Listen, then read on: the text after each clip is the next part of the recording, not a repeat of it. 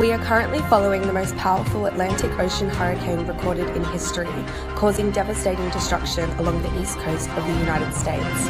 The strong winds have caused devastation to the states along the shoreline, widespread structural damage to the infrastructure, and thousands of homes have been destroyed.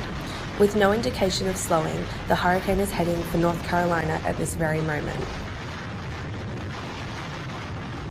Sadly, the United States is not the only country experiencing devastation, as flooding in China has recently hit Zhongshan, a major industrial technology area. These floods have destroyed some of the world's largest RFID microchip servers, databases, and other IT infrastructures. With the majority of our biggest service providers down, our chips have become redundant. Without the information our chips contain, individuals have been denied travel services, leaving thousands of people currently stranded with no means of transport available to them. Our tourism industry is frozen and panic is starting to rise. How did we get here?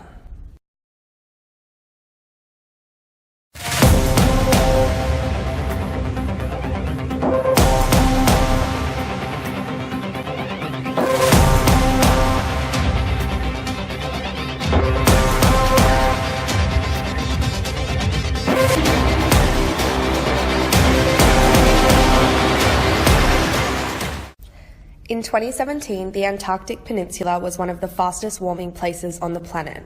Rapid temperature changes resulted in numerous icebergs breaking away from the ice shelves. The iceberg that separated was almost the size of Perth and weighed in at over 1 trillion tons, which made it one of the largest icebergs in history. Geochemists at the time suggested that these trends in the Arctic were all pointing to global warming. Maps had to be redrawn to account for the geographical change this iceberg had on Antarctica. We are now in the year 2020. At this point in time, 3/4 of the world's population lived within 60 kilometers of the shoreline. After the 2017 Arctic shelf break, many warnings and debates concerning climate change continued to be ignored and denied by political leaders. However, sea levels continued to rise at a constant rate, affecting coastal shores worldwide. Most of the recreational beaches suffered deterioration, leaving hotels, apartment buildings, and homes near the coastlines vulnerable to storm waves. Since many popular destinations were in danger of getting wiped out, people were more motivated than ever before to witness and experience unique destinations such as the Great Barrier Reef, Venice, Antarctica, and the Everglades. Last chance tourism benefited local communities, tour operators, and the economy. However, the increased amount of tourists accelerated damage caused by the effects of climate change. Furthermore, the increased air travel meant we began releasing more greenhouse emissions than ever before. In 2023, the large amounts of tourists resulted in transport infrastructures worldwide struggling to keep up with increases in traffic. Popular destination cities like New York and Sydney experienced levels of traffic congestion that would leave cars crawling at speeds of less than 5 kilometers per hour, making it almost quicker to walk than drive. These inefficiencies became the focus of the car manufacturing industry, who quickly created and brought to market advances in driverless cars that made them more accurate and more affordable than non-automated vehicles.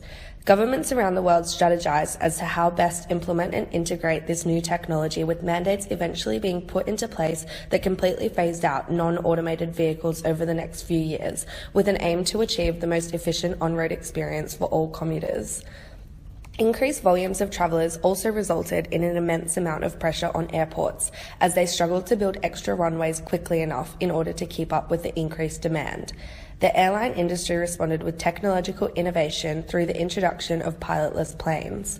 These planes were able to fly to destinations around the world quicker and more efficiently than traditional planes, as the factor of human error was completely eliminated.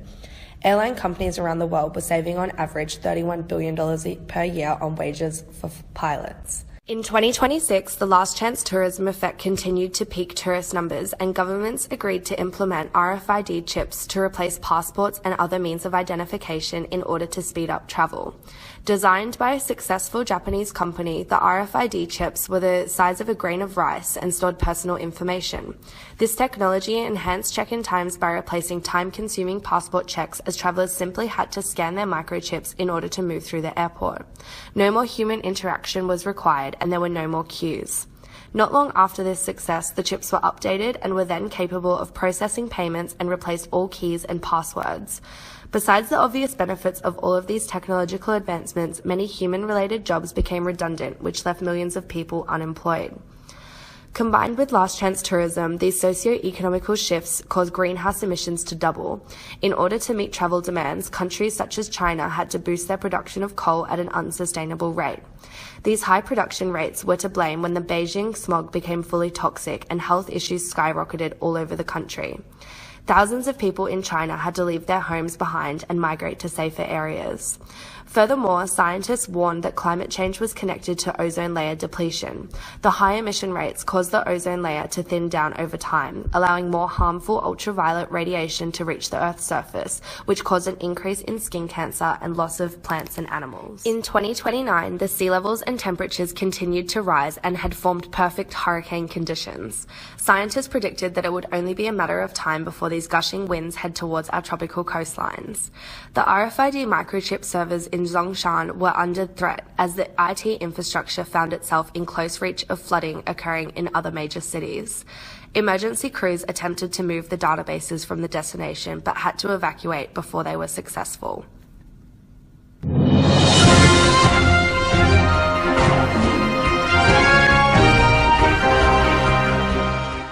Welcome back to 2030. Here we have just received news on the destructive hurricane. It has now hit North Carolina.